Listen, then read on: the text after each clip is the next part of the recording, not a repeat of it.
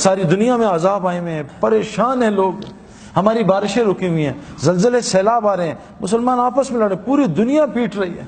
Fit بال کو جیسے ٹھڈے پڑتے نا، ادھر سے کک ادھر، ادھر سے کک ادھر، کیوں پڑتے ہیں خود فٹ بال کو ٹھڈے؟ کبھی آپ نے دیکھا اینٹ سے کوئی فٹ بال کھیل رہا ہے؟ وہ پاگل ہو جائے تو اپنا پیر ٹوٹ جائے گا۔ فٹ بال کو ٹھڈے اس لیے پڑتے ہیں، فٹ بال باہر سے خوبصورت، اندر سے بالکل خالی ہوتی ہے۔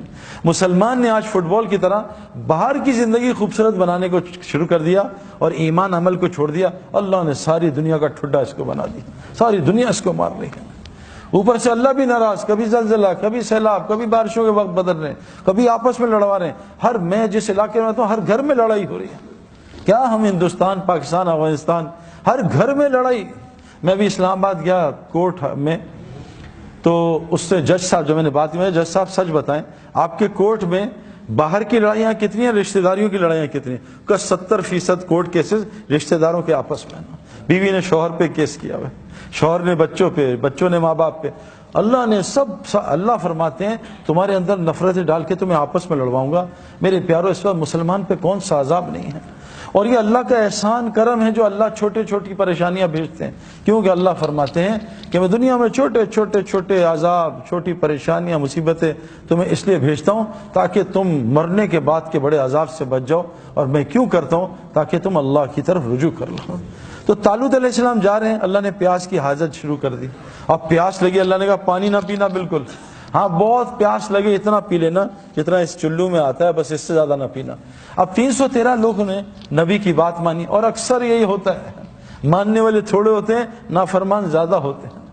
اکثر یہ ہوتا ہے، نوح علیہ السلام کی ہزاروں کی تعداد، کتنے 80 لوگوں نے کلمہ پڑھا، یہ اکثر ہوتا ہے۔ تو انہوں نے کیا کیا کہ ان کے ساتھ 313 الگ ہو گئے، نبی کی بات مانی، بعضوں نے پیا نہیں، بعضوں نے تھوڑا پیا، اللہ ان کی پیاس کو بھی بجھا دیا اور ان کو جالوت سے فتح بھی دلا دی۔ اور باقی جتنے تھے لاکھوں میں، ان سبوں نے پانی پینا شروع کیا۔ وہ پانی پیتے گئے، پیاس بڑھتی گئی، پانی پیتے گئے، پیاس بڑھتی گئی، پانی پیتے گئے، پیاس بڑھتی گئی، نہ ان کی پیاس بجھی، اور وہ دنیا میں بھی برباد ہو گئے، آخرت میں برباد ہو گئے۔ میں نے یہ 25 سال کی زندگی گزاری ہے، میں نے ہر پیاس کو بجھانے کی کوشش کی ہے، لیکن یہ ظالم دنیا پیاس بجھانے کی جگہ نہیں ہے میرے پیاروں۔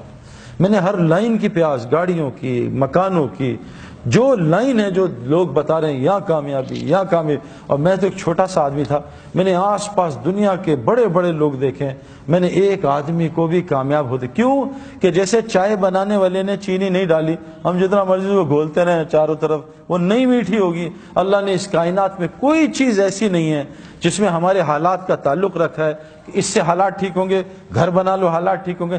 دیکھو دنیا کی محنت سے گھر بن سکتے ہیں، خوشیاں نہیں آ سکتی ہیں۔ بڑے بڑے گھر ہیں خوشیوں سے خالی، بڑی بڑی سیکیورٹی حفاظت سے خالی، دنیا کے ٹاپ ڈاکٹرز دوست ہیں شفا سے خالی۔ یہ ساری چیزیں اسباب دلا سکتی ہیں، حالات نہیں بدل سکتے۔ حالات اللہ نے اپنے کنٹرول میں رکھے، اسباب ہمارے حالات میں دیے، ہاتھ میں دیے۔